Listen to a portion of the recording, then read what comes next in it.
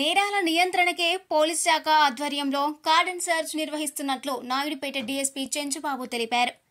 ఉమ్మడి నెల్లూరు జిల్లా నాయుడుపేట పట్టణంలోని మునిరత్నం నగర్ కాలనీలో డీఎస్పీ చెంచుబాబు ఆధ్వర్యంలో అర్బన్ సీఏ శ్రీనివాసరెడ్డితో పాటు నాయుడుపేట డివిజన్లోని పోలీస్ సిబ్బందితో కలిసి కార్డన్ సర్చ్ నిర్వహించారు. ఇంటింటికి వెళ్లి వాహనాలు తనిఖీ చేశారు.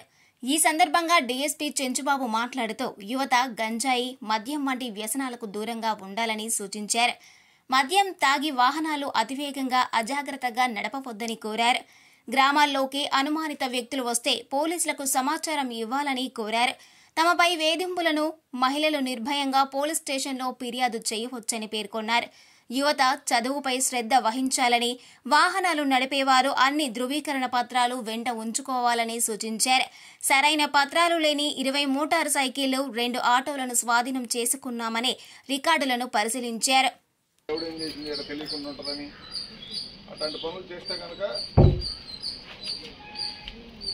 మంచి టఫ్ యాక్షన్ ఉంటుంది, జైలుకి వెళ్తారు, కొడతారు, అన్ని పనులు జరుగుతాయి. అర్థమైందా? అంతా బాగానే ఉందంటే బండి ఇప్పుడే ఫ్రీగా ఇచ్చేస్తారు. అర్థమైందా క్లారిటీగా? ఏమన్నా తేడా ఉంటే బండి మాత్రం తీసుకెళ్తారు. బండి ఎవరిదో తెలియదు, ఇంజిన్ నెంబర్, షాసీ నెంబర్ చెక్ చేశారు. మీరు అట్లాంటి కొనుక్కోవద్దు, అట్లాంటివి పెట్టుకోవద్దు. అది దొంగ బండితో సమానం. సరేనా?